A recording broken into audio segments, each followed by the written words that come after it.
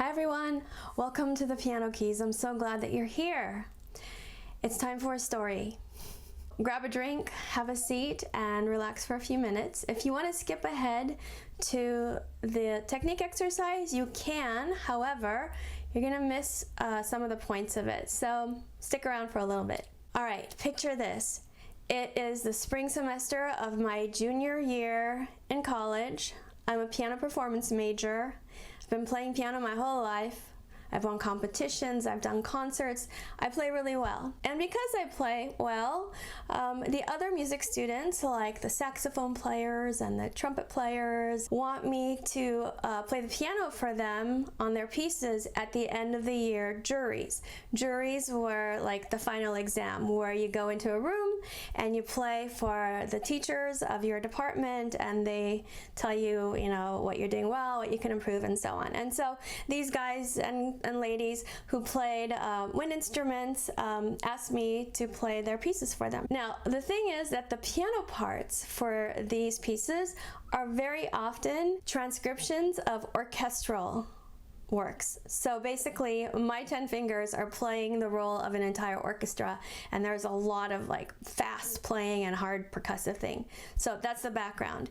Now, in order to play all these pieces, I have to practice a lot. Sometimes practicing and rehearsing for about 9 to 11 hours a day. Yeah, and I enjoyed it too. But I noticed as the spring semester was wrapping up, as it was coming to a close, I was starting to hurt. Basically, my fingers, my wrists, my elbows, my shoulders, and it started to hurt so much that I couldn't sleep at night. It was just like this constant 24-hour pain.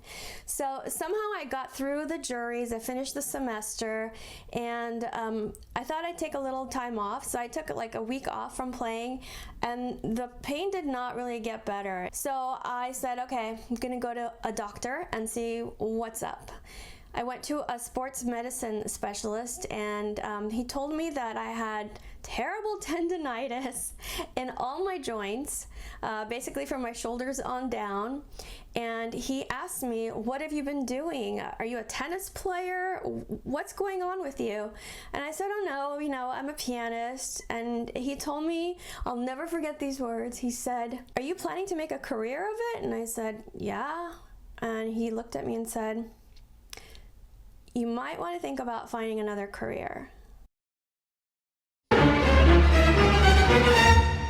thanked him. I took the medicine he gave me. I went home and I did a lot of thinking. I took some time off from playing, and what I did is I read a lot of books. I watched people play who I knew played well, and I really watched their technique. What were they doing that I wasn't doing? What could I copy from their movements that I could observe, and what did that feel like? So that summer I did a lot of trial and error and experimenting. I had to build my technique up from zero. Even though I had all the musical knowledge, I had to rethink everything that I was doing at the piano, and I was able to find a way to play that didn't hurt me at all. And that was a really long time ago, and I still really don't have any pain from playing, and I play a lot. So that's my background, because people don't think that I know what they're talking about when they say that they have trouble with technique. They say, you've been playing your whole life, you don't understand. Oh boy, do I understand. I really understand. All right, now let's fast forward to when I started this YouTube channel, and people are requesting really wonderful music for tutorials. Some of the tutorials are of music that is really beyond the beginner level and should not be studied unless you have a background, with a good course of study at the piano. But people want to play these pieces. And when you're unfamiliar with, a subject, let's say you're not a musician, you really love music, you happen to have a keyboard or a piano, but you don't know how to play, you don't have an education in what it takes to play. It's hard, but you're not sure why. So when you come from that kind of background, you think that the only thing standing between you and being able to play that piece is knowing what notes to play and in what order. If I show you the notes, then you'll be able to play that piece. That's not really how it works though. And the reason I know that's not how it works is from personal experience, but also because these same people will then write to me and say, I can't play this piece. It's confusing. My hands don't want to do what I tell them to do. I can't coordinate the left hand and the right hand. I can't use the left hand as well as the right hand. I can't play that fast. My fourth finger is weak. What should I do? So they come up against hard reality, which is that it takes more than just knowing what notes to play in order to play the piano. So the biggest obstacle to playing the pieces that you want to play is not knowing the notes. The biggest obstacle, the thing standing between you and playing that amazing music, is your lack of proper technique. Think about what you do well. If you have a job or a career or a passion in life, think about what it took to get good at it. And it's the same for piano. There's a whole lot of background work that needs to be done. So then I tell the people who write to me, it's your technique that's standing in the way. And they'll ask a very innocent question, and I wish I could answer it in a way that would please them, but they say, all right, can you give me some tips? Or what exercises should I do?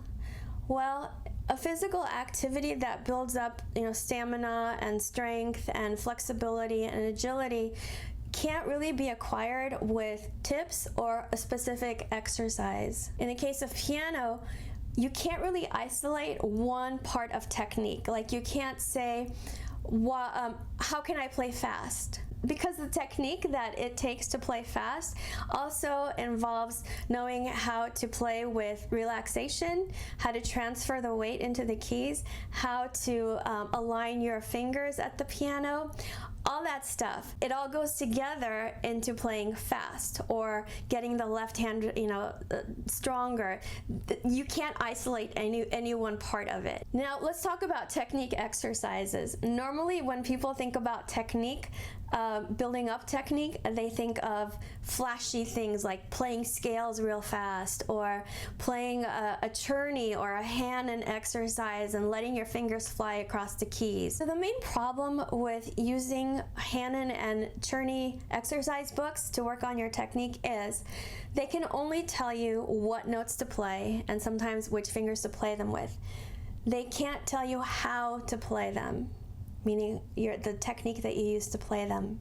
Also, most of them don't isolate the movements into really small micro movements. They'll have you going fast and making leaps and playing chords and doing fingers over and under all in one exercise. So basically, you're left just trying to juggle a whole lot of balls in the air and not really focusing on one thing and doing it well and doing it over and over so that it becomes ingrained in you as the way to play. Most of what I do on my YouTube channel is a result of the requests that you make or the questions that you ask. And that's one of the reasons, the main reason that I started making courses, because it's much easier to give you an entire progression of videos that take you from A to Z so that I know that you're learning what you need to learn in the order that you need to learn it. It's much easier to do that than to make a whole bunch of videos that you may or may not find on YouTube and what orders to do them and so on. And so that's why I make my courses, and I make them very, very affordable so that you can buy them and then do them at your home whenever you want to. One thing I know from experience of teaching really wide variety of people with all kinds of backgrounds in piano or no background in piano. So one thing I've learned is that great technique is available to everybody. What you need is for the path to be shown to you. Like first you do this, then you do that, and here's how you do it. And here are the things you should watch out for. Here are the things you should aim for, and so on. A couple of years ago, I made a video and I asked people if they'd be interested in a technique course, and a bunch of people said they would be interested, but it took me a while to figure out how I was gonna do this because I can't watch you play and correct you. So what I decided to do is make a 3-part technique course, beginning technique course, and each part would focus on one thing, and you can do all 3 at the same time so that you're growing your technique as full and as rich as possible right from the beginning. So the 3 parts are the hand independence exercises, finger independence exercises, and the speed and agility course. And because I know that playing music is a superpower, I named these courses Become a Piano Superhero. And in these courses, I break down the technique into micro movements, and we practice them, and you watch me, you copy me, we play together, you practice by yourself. I tell you exactly how to feel, what to look for, how to move your body at the piano. So I'm not just giving you a bunch of exercises and saying good luck, see you later. If you've seen the movie from the 80s called The Karate Kid, you know about Daniel and you know about Mr. Miyagi. And Daniel wanted to learn how to be good at karate, and he went to Miyagi for help because he knew Miyagi knew what he was doing. And day after day, Mr. Miyagi would have him do really strange things that had nothing to do with karate, like painting his fence, but he had to do it a certain way. He had to make a certain motion over and over all day. And then I think another activity was to put wax on the car and then wax off the car, wax on, wax off. And Daniel was getting really upset and thinking that Mr. Miyagi was using him just to get things done around his house.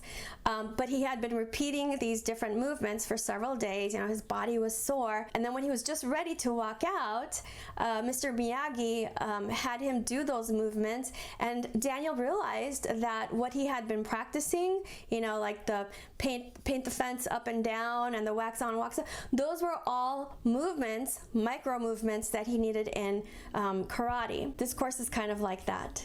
You might be doing these exercises that look really simple and really easy at first, and you might be tempted to just scroll through them quickly and get to the ones that are challenging. Don't do that. You need to do every single exercise at every speed that I assign, because it's like wax on, wax off. We put it together at the end, and you see that you've actually transformed the way that you play the piano. If you've been playing piano for years and years with poor technique, it will take you longer.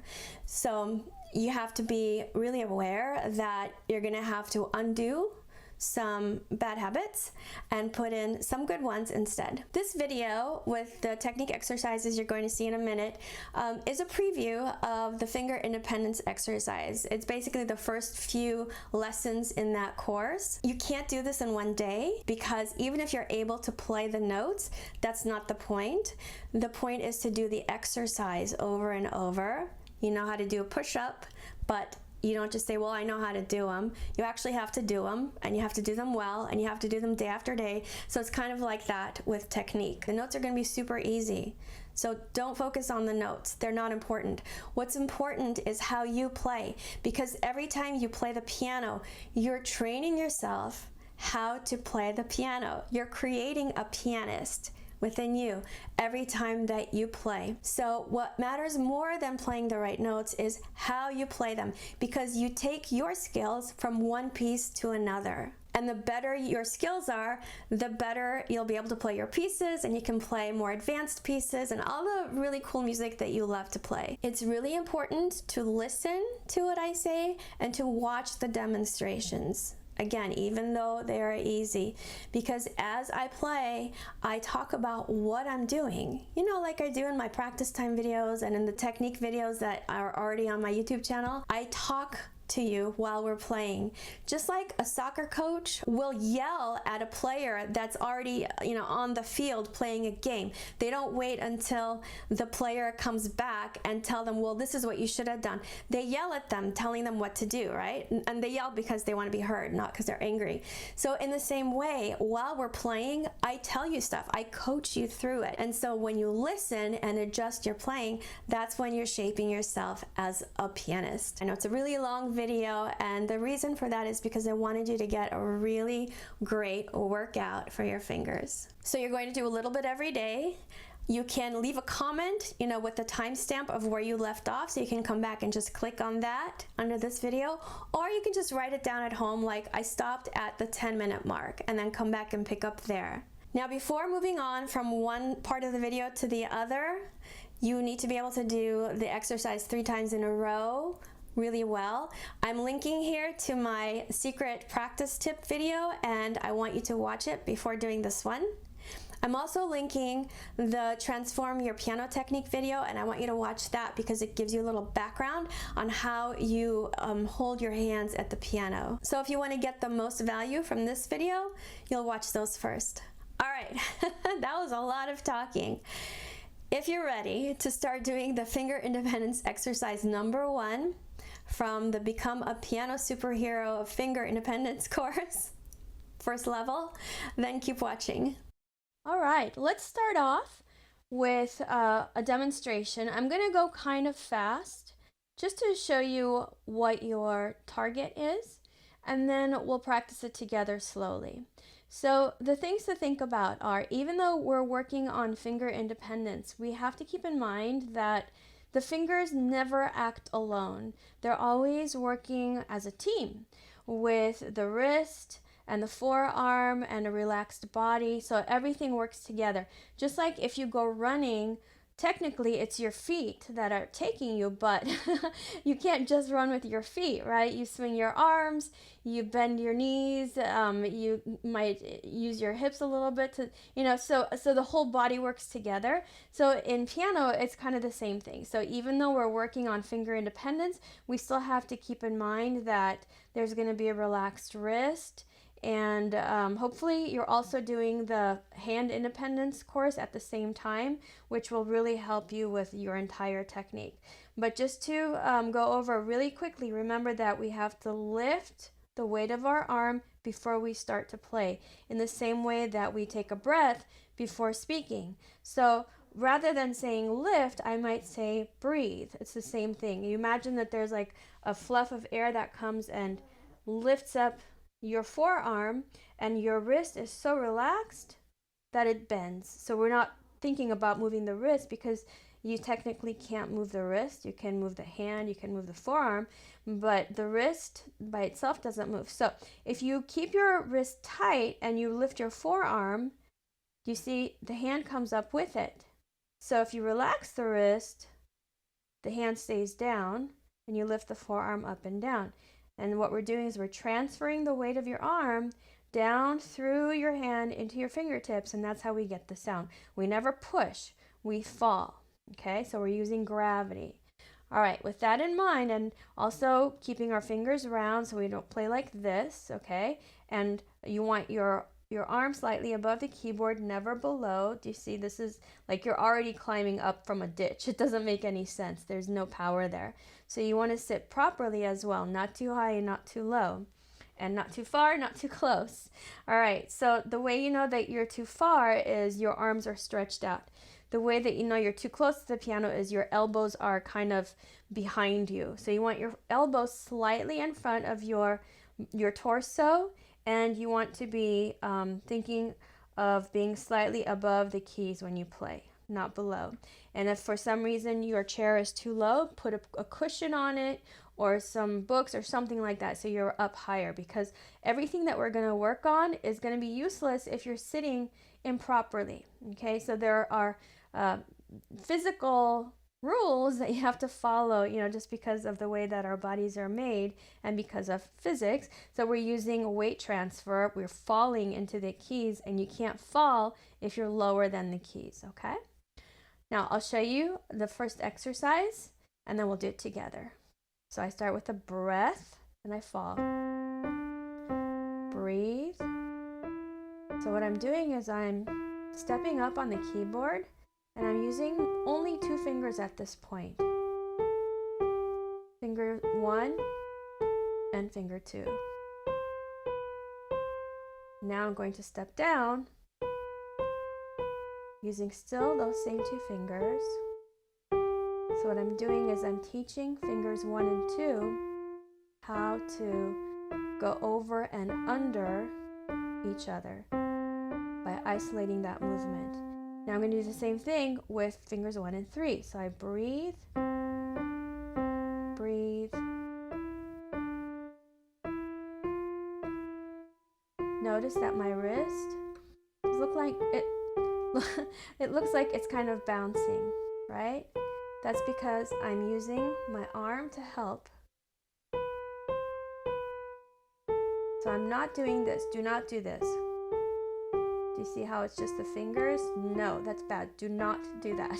Let me make it clear. Don't do that. You want to use the arm to help. Now I'll do the same thing with fingers 1 and 4. And again, I'm isolating these movements and I'm working them over and over and over, just like you would if you were doing exercises for your body, to teach the muscles and everything how to move properly, so that when it happens in a piece of music, you've already got it taken care of, and you don't have to worry about your technique. You've practiced it enough. So here we are using 1 and 4. Notice my wrist is moving. That's because it's relaxed and because I'm thinking of falling with my forearm into every single finger, every key. So now we're really reaching under with that thumb. This is how you train to go over and under, which really helps when you have fast passages. Let's play together. The notes are very easy. We're going to start with fingers 1 and 2. Notice that we start with a rest, which I'm going to call a breath. So we're going to breathe first. And of course, you're going to breathe, with your actual lungs. But this kind of breath, remember I'm talking about, is that puff of air that lifts your forearm. So breathe and fall into finger 1. Then fall into 2. Fall into 1. Keeping your hand where it is. Breathe again. Now fall into finger 2. Slide that thumb under. And then back to finger 2. And because we know we're going to move on to E on the first finger on E, I'm going to go ahead and leave my first finger under. All right, because I'm practicing something really slow that hopefully I'm going to get faster later. So you want to practice the movements you're going to make when you're fast. You want to practice those when you're going slow. So lift. Now, first finger on E, second on F, back to your E. Stay where you are. Breathe. Now, second finger. Thumb slides under, back to your second finger. Breathe and unfold your hand. G, A, G. Stay where you are. Breathe. A. Thumb goes under. Keep it there. Now breathe and unfold your hand. B, C, B, and then C. So now we're at the top. We're going to climb back down. So breathe here. Take your second finger, move it down 1 note to B. Now fall into second finger. Thumb goes under. Second finger play. Now the thumb is going to come out because, do you see on the next measure, it's going to be on this note, on A. So it doesn't make sense to keep it here and then pull it out later, right? So let's do that again from B, B, C. Let the thumb come back out. Breathe. A, B, A. Now pick up, move second finger to G. Thumb goes under. Back to your G. Let the thumb come back out. Breathe. Thumb, second, first. Breathe. Second on E. Thumb goes under. Back to your second. Thumb comes out. Lift. First finger. Second finger. First. Breathe. Now 2 on C. Thumb goes under. 1, 2, and then now note that this note is not right next door, it's on C. Let's back up to where we have the E, F, E, like this. So here we go. Second finger on E, first on F, second on E. Now you're going to bring out that thumb. Breathe. Here, lift, but you can leave your thumb where it is because it's going to be playing again right away. and then reach down one note with your thumb. We're going to do that same pattern again from the beginning, all right? This time, no talking, and we're going to add the metronome. Here we have 50 beats per minute, and that's going to be a quarter note beat. I'll count to 4, and then we'll start. 1, 2, 3, 4. Breathe. C, D, C. Breathe. D, E, D. Leave your thumb where it is. Breathe. E, F, E. Breathe. F, thumb goes under. Now leave it where it is and unfold your hand. Let's keep going.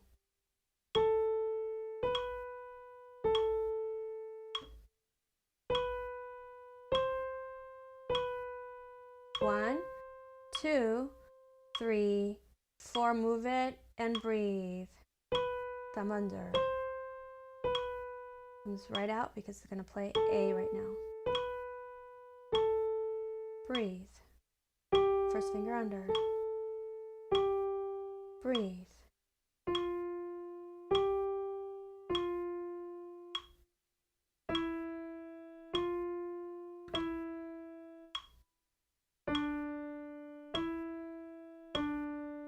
Breathe. Reach down. 2, 3, 4. So practice that with me a few times, and then practice it by yourself before going on. We're going to go faster. So now we're at 60 beats per minute. I hope that you did practice by yourself, because if you can play it, that's great, but that's not the point. The point is to get the exercise, okay? Just like you can walk a mile, it's not a big deal. But if you don't walk the mile, you're not getting the benefits of that exercise, right? So you know that you can play it at 50, but you still have to play it at 50. I would recommend at least 3 times before you go on. So now we're at 60, and the same thing here, it's going to be a little faster. 1, 2, 3, 4. Breathe. Breathe. Check in with your wrist. Is it loose? Are you sitting straight? Or are you hunched over? Or are you leaning back on a chair? Don't do that. Sit tall. Check in with your shoulders. Let them fall down. Here we are. 1, 2, 3, 4. Move it down. 1. Breathe. Breathe. Breathe. Yeah, your shoulders should be nice and relaxed, like they're just melting down your back. Lift. 2, 3, 4. So that's 60. You're going to practice with me again, then practice by yourself 3 times, and then come back. We're going to go faster. Here we are at 70. 1, 2, 3, 4. Breathe. Breathe. Are you playing with round fingers?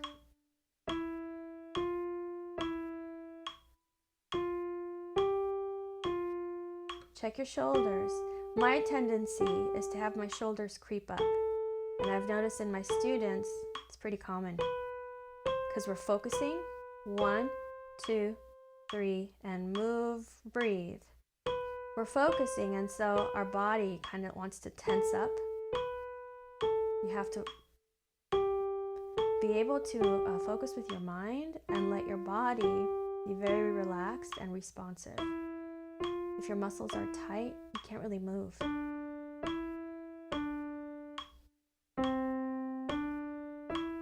1, 2, 3, 4. Okay, go practice that 3 times at 70, and then come back. We're going to go faster. Here we are at 80. 1, 2, ready, and breathe. Breathe. Still stay relaxed, even though it's a little faster, it's okay. Breathe. wrist is constantly moving because it's so relaxed. It's responding to what's happening in the fingers and in the arm. 2, 3, 4, move down, breathe. Breathe. Breathe. Breathe.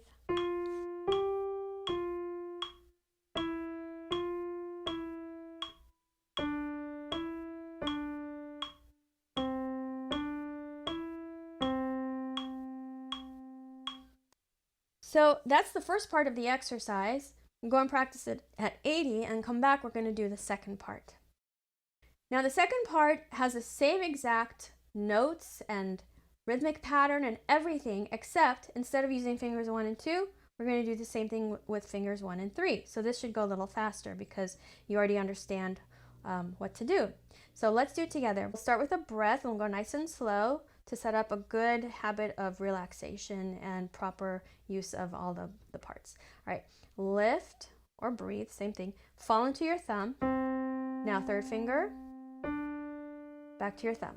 You might say, okay, what does the second finger do? It's in the way. Do I go like this? No, do not point. Just let it hang there, okay? Like that. It's just gonna hang there. So don't do anything weird with it. It doesn't need to be put out of the way because it's really not in the way. You're not putting any weight into it, so it shouldn't be playing any notes, all right? So let's do that again. This time we'll move on. So breathe. First finger, third finger, first. Breathe. Now third, make sure you're falling. Thumb goes under, back to your third finger. You can leave the thumb there. It's about to play again. Breathe. Now unfold your hand.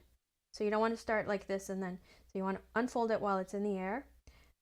E, F, E.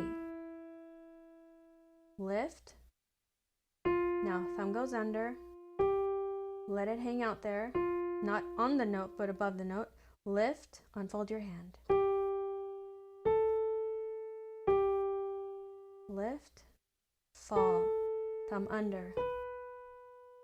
Let it hang there. Unfold your hand in the air.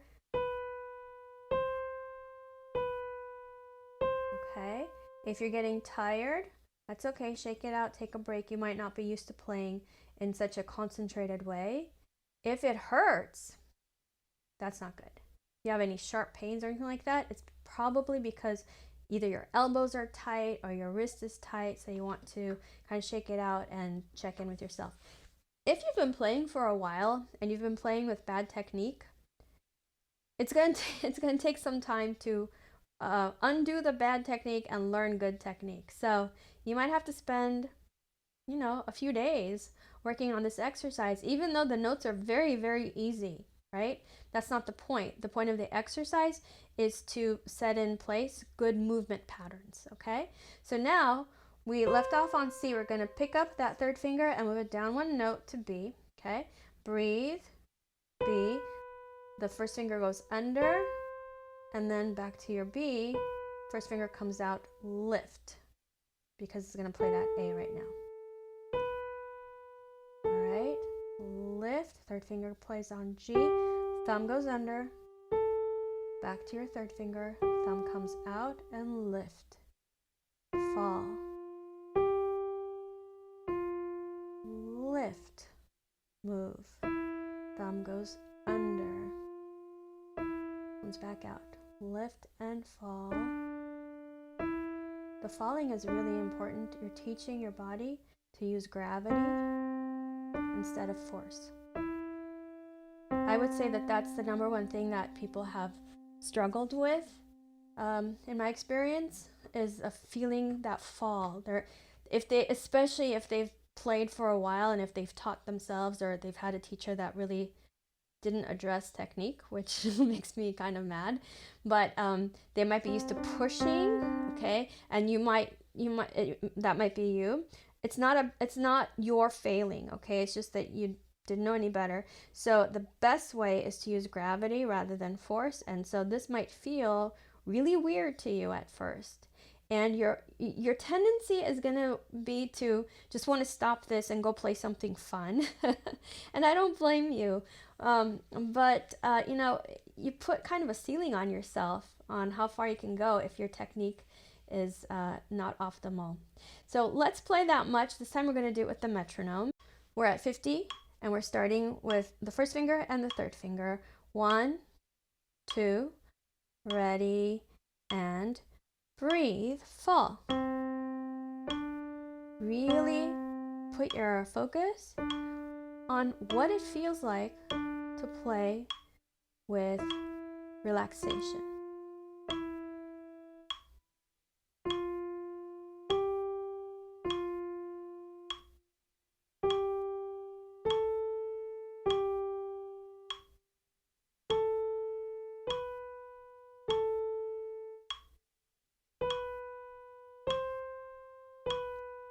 One, 2, 3, 4. Move and breathe. Thumb goes under, comes back out. Nice and slow. Make it the best you can do.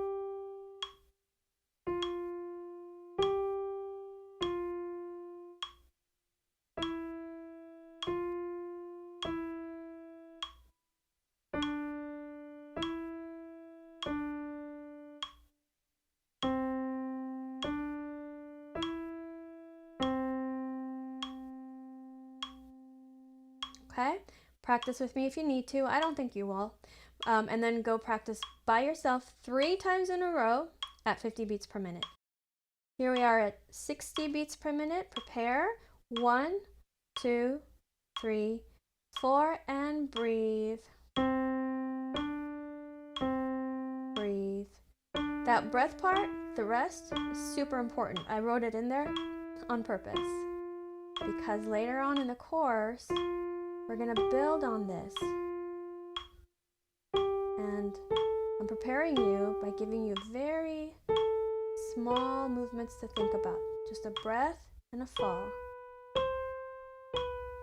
1, 2, 3, 4. Move it. Breathe. Thumb under. Breathe.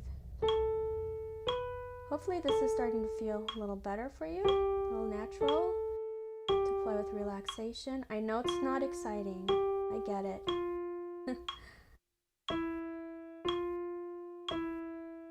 But it can be interesting because you're really, starting to get inside your body. What does it feel like to play correctly?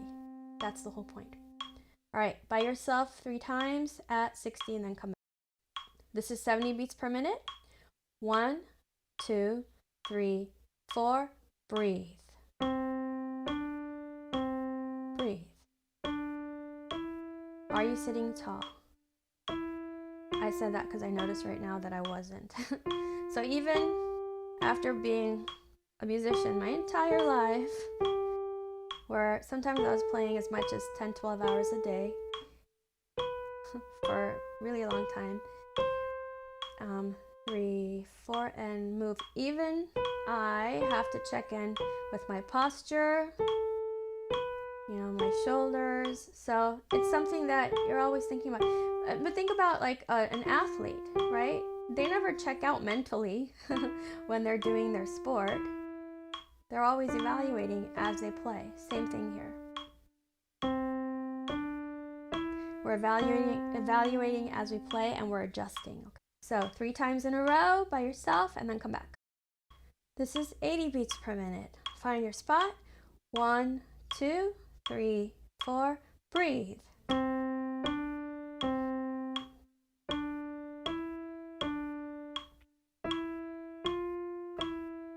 How light can you feel in your wrist?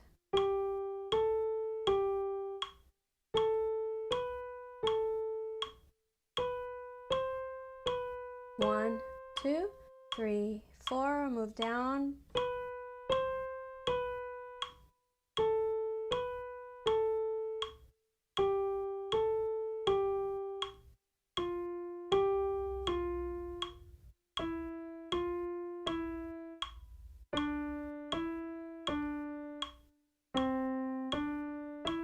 One, 2, 3, 4. All right, practice that 3 times, and when you come back, we're going to do the third section of this exercise. So here we're same pattern of notes and same pattern of the rhythm. Now we're doing fingers 1 and 4 instead of 1 and 3. So on this one, you're going to be tempted to go like that. Please don't follow that temptation. All right, so keep your fingers relaxed and falling down, but without pushing. Let's do it together. You're going to breathe, first finger on C, now fourth on D. For every single person in the world, the fourth finger is the weakest finger. So you're going to have a tendency, your body thinks it's helping by going like that, kind of propping it up. Do you see how the first joint of my finger is fallen? You want it to go the other way. You want it to be round. So you're never going to make this fourth finger strong by letting it, cheat all the time or just avoiding using it altogether.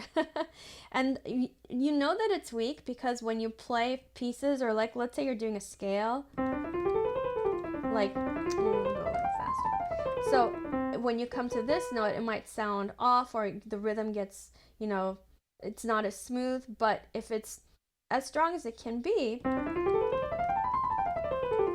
it'll just respond the way it's supposed to, right? And the way to make it strong, just like to make any part of your body stronger, is to work it out, but to do it properly. So be careful that you don't do this. If you're going to play like this, just don't do this exercise because you're actually hurting yourself rather than helping yourself. So round finger, and you want to help with your arm, okay? So let's do that again, starting with a breath, starting with a breath, and then fall into your thumb. Now, fall into that fourth finger, back to your thumb, all right? Let's try that one more time. Breathe, fall, fourth finger, first finger, okay? Now breathe, you're gonna play that fourth finger again. Thumb goes under. So when it goes under, it's like that. So we don't wanna do weird things, okay? Just reach under, like, what do I say to the kids that I teach? Like a bear going into a cave. The bear goes into the cave, all right? So fourth finger now, the bear goes in the cave. And then keep it kind of there when you shift back to your fourth finger.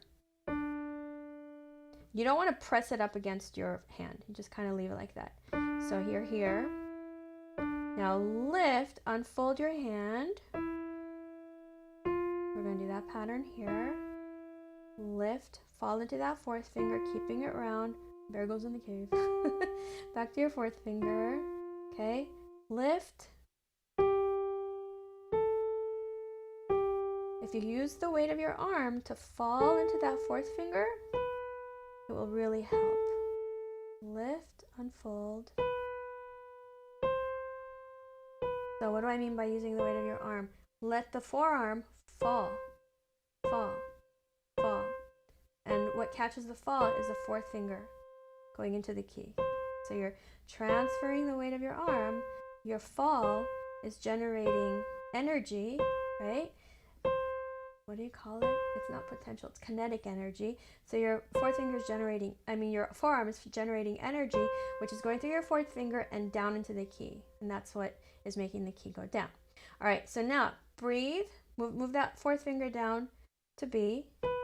Now the bear goes in the cave. I'll stop saying that. And then back to your fourth finger. Then first finger comes back out. Not too far, not there, because it's just going to be right next door. Do you see that? Let's see, it's just going to be like that. So let's start again on the B. Now, lift and fall. The hand is pretty small here. It's not stretched out. Lift and fall. Because there are lots of instances when you're playing a piece where you're going to be in this position. So we are practicing being in this position over and over in a situation where that's all you have to think about. You don't have to think about playing a piece beautifully or getting the right notes or anything like that. Right? So I think I read that Tiger Woods, and again, I'm not a golfer, so if I say something wrong, it's just take the message, not the details. So he practiced hitting the ball in a sand trap over and over and over and over and over again. And so when in a game his ball goes into the sand, he doesn't freak out like, oh man, I hope I get this. No, he knows that he's done it, thousands of times in practice. He can be reliable. He has confidence in his ability because he's shown himself that he can do it. He's taught his body how to do that thing. So that's what we're doing right now. We're in the sand trap. Pretty sure it's called a sand trap. I don't know why I always talk about golf. I don't even play golf, but I guess it's a very visual thing. I don't know. Anyway, so practice that if you need to, and then we're going to add the metronome to it. Here we are at 50 beats per minute. Find your spot. So already your hand is going to be kind of small like that. So again, I'm not pushing anything. It's in a smaller space. So I'm not reached out and then bringing it in, okay? So here we go. Breathe, fall. Is your fourth finger round, or is it trying to stiffen itself so that it can appear strong? It shouldn't appear strong. It should be strong. But keep it round. Using the weight of your forearm to generate that energy that causes the key to go down. Notice I've never said the word push or hit. Breathe and bring it down.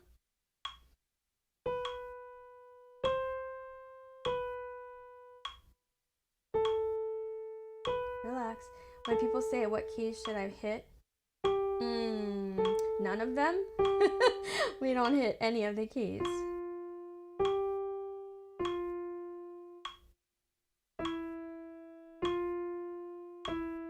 We play them by falling into them.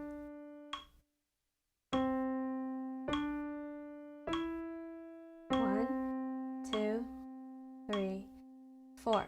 All right, this one might be tricky for you because again, we're using our weak finger, which is weak for everybody due to anatomical reasons. So if it takes you a few days to feel comfortable with playing around fourth finger, then that's what it takes. There's no hurry. The point is not to finish the exercise. The point is to get the benefits of the exercise. So when you can play that 3 times in a row at 50 beats per minute and you feel really confident and it feels good and not tight or painful, then come back. Here we are at 60 beats per minute. 1, 2, ready, and breathe. Breathe. Breathe. Breathe.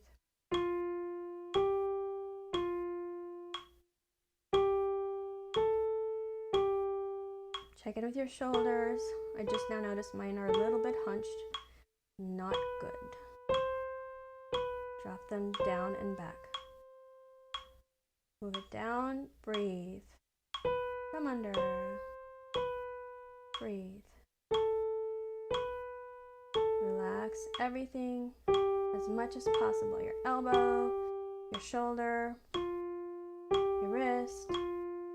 The only thing that should be firm is that very tip of your finger to keep it round. Everything else, relax. All right, so the thing that should be firm is this joint right here. It needs to be round. If it's not, then you get this. And I've seen lots of people who've taken lessons for many years playing like this.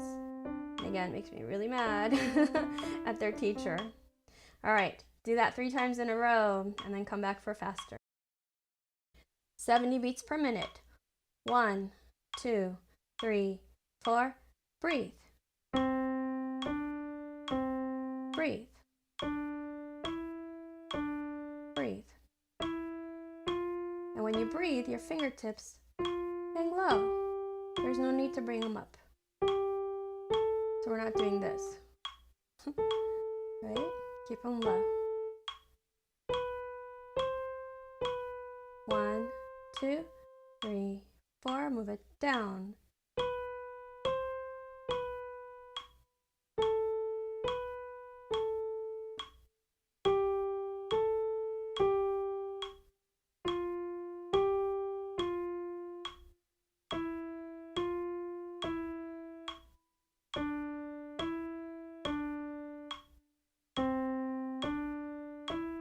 1, 2, 3, 4. And when you lift, let your wrist bring you up. Don't do that and don't do that.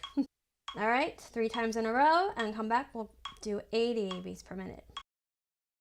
80 beats per minute. Let's go. 1, 2, 3, 4, and breathe.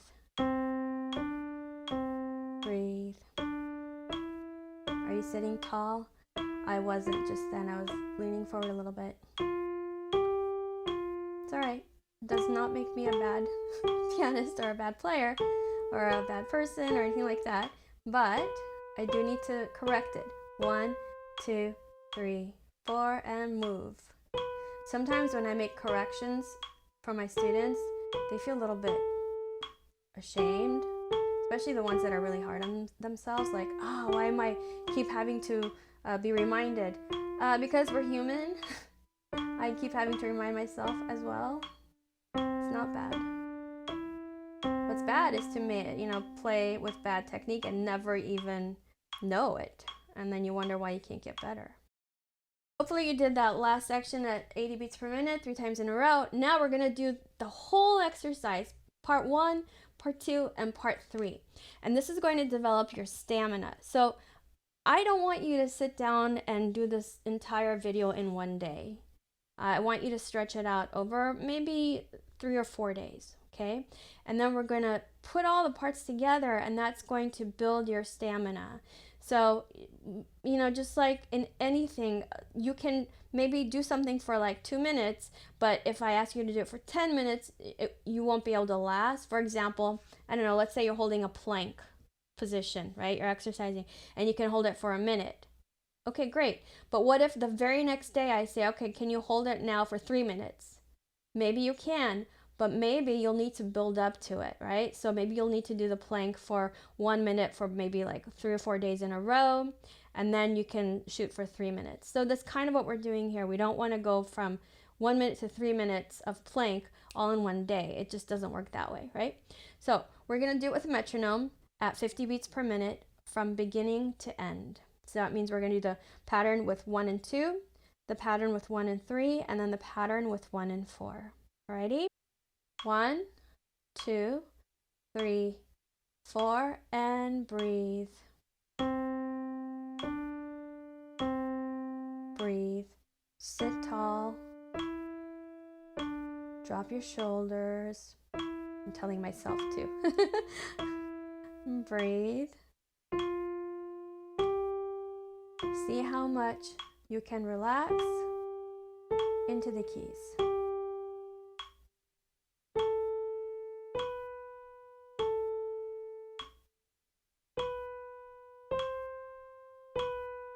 One, 2, 3, 4. Move it down. Breathe.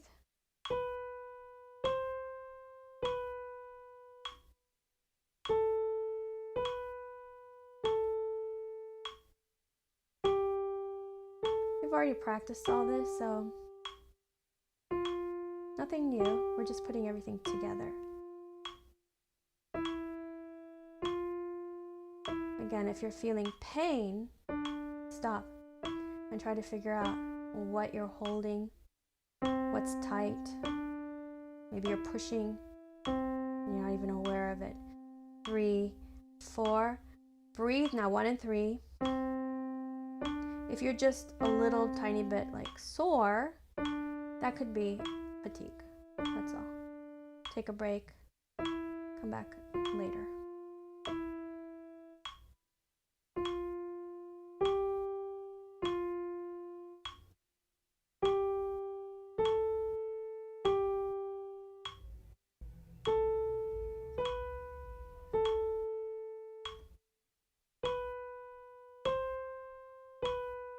One, 2, 3, 4. Move it down. Breathe.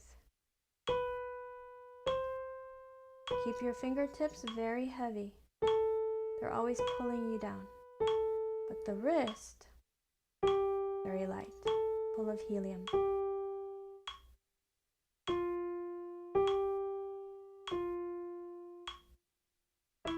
My dad was an engineer, so sometimes I say stuff about science, even though I didn't really study science a lot. I guess it kind of went in my brain when he was talking. Now we're going to do 1 and 4. Lift, 4. Keeping that 4th finger round. Okay, meaning you're playing with the part that's right at the edge of your nail.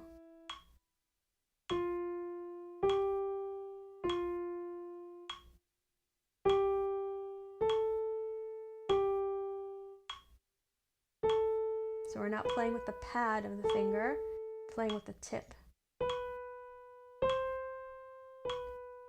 1, 2, 3, 4. Move it down and breathe. Breathe. Sometimes I'm not with the metronome, it's okay.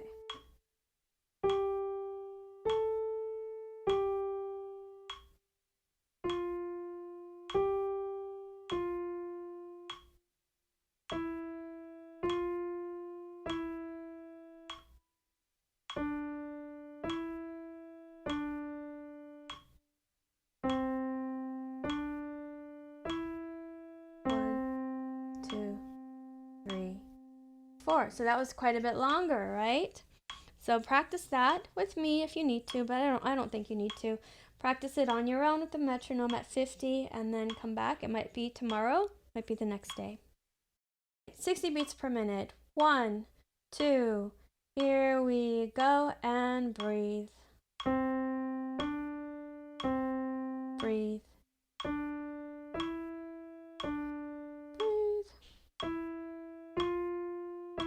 Sit tall, I'm telling myself, but I'm also telling you. Shoulders down and back. You don't want to press your shoulders down, you just want to let them fall. We tend to have very tight shoulders these days. Breathe and move, breathe. Because when we're driving, we're hunched over, we're on the computer, we're hunched over. Sometimes at the piano, we're hunched over. And then in general, a lot of people hold their stress in their shoulders. I'm one of those people. And so they get tight and they get higher and higher. And then you don't even notice that you're playing with tight shoulders. That will really stop your technique from getting better too. 2, 3, 4, and breathe. 1 and 3. Breathe.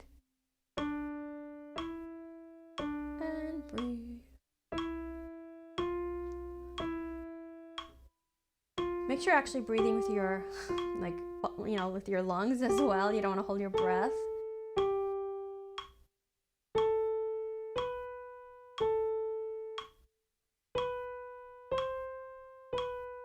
One, 2, lift and move and breathe.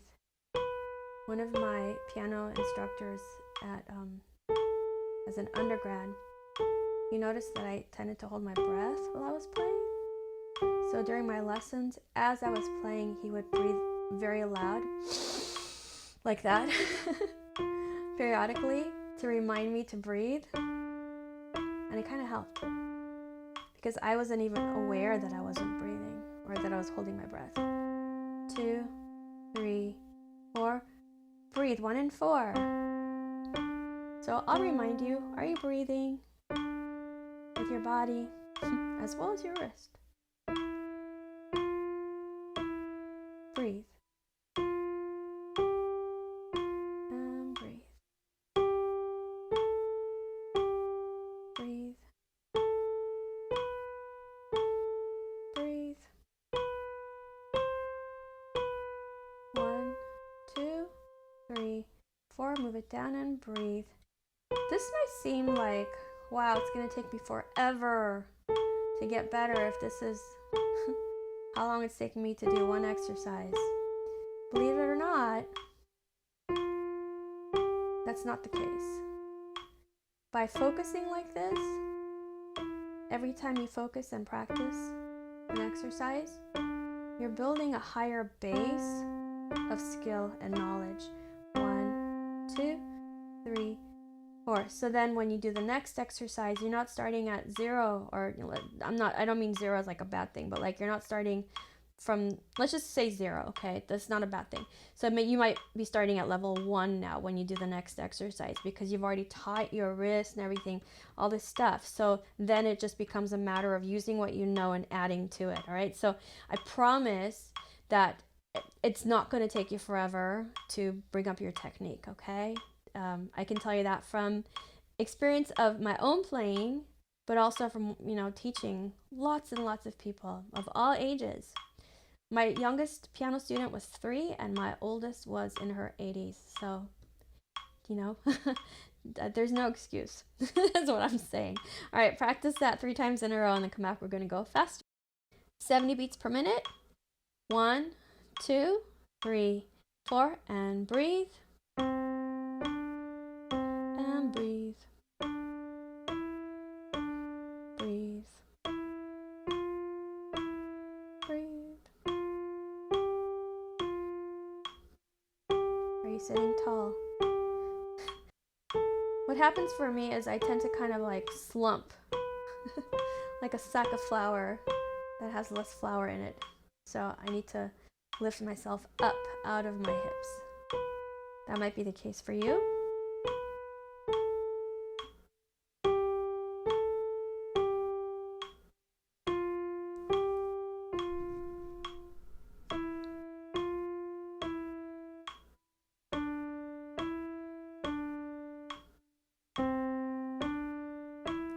One, 2, 3, 4. Breathe, and 1 and 3 now. This should start to feel easier in the sense that you don't have to focus as much on what you're doing. You still want to be present mentally. You don't ever want to play while your mind is on something else, especially when you're practicing technique. 1, 2, 3, 4, 1. So it's not like you're driving, you're driving, and then you realize you're home and you don't remember, the last 20 minutes of your driving because you're on automatic. You don't want to do that when you're at the piano. You want to focus. If you feel like you can't focus your mind, you might be tired, go take a little break, have some water. 3, 4, breathe. Go take a little walk, get your blood moving. Do some jumping jacks. Because when you're sitting still for this long, you can tend to kind of zone out. So it's perfectly good, in fact, advised, I don't know what's the right word. I advise you to practice it short sections, short bursts. And in between, go walk around.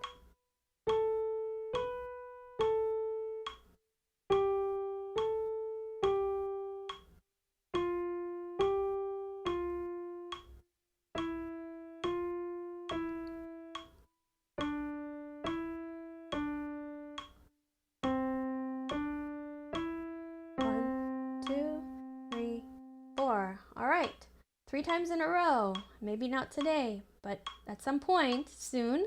And then come back for faster. 80 beats per minute. 1, 2, 3, 4, and breathe. Breathe.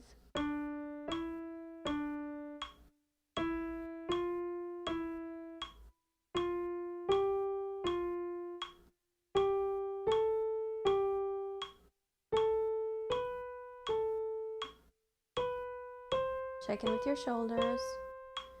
3, 4, and move. Remember that we are using gravity. Our fingertips are heavy and they're pulling us down into the keys.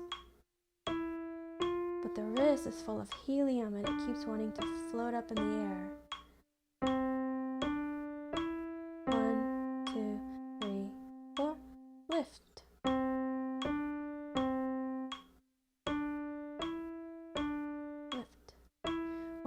I often imagine that I'm moving through water. So next time you're in the pool or in the ocean or a lake, put your arm underwater and move it side to side with your relaxed wrist. That's how I feel when I'm playing. So all my joints are moving smoothly. Most of the time, there's no jarring action at all. Once in a while, depending on what I'm playing, there might be like a little instance of a movement that feels jarring because it's called for in the way that the piece is written, but those instances are not common. So in general, like 99% of the time, even if you're moving fast, it should feel really relaxed and smooth. 1, 2, 3, 4, and move and breathe. Even when you're playing fast, especially when you're playing fast, it should not be tense because you can't move if you're tense.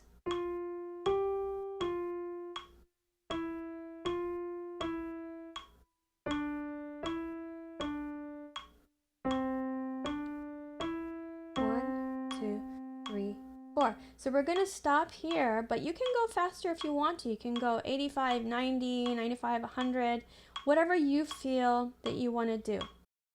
So when you're done with this, go take a look at my website, check out the technique courses there, and I really hope that you will sign up because I want you to continue your journey into having amazing technique.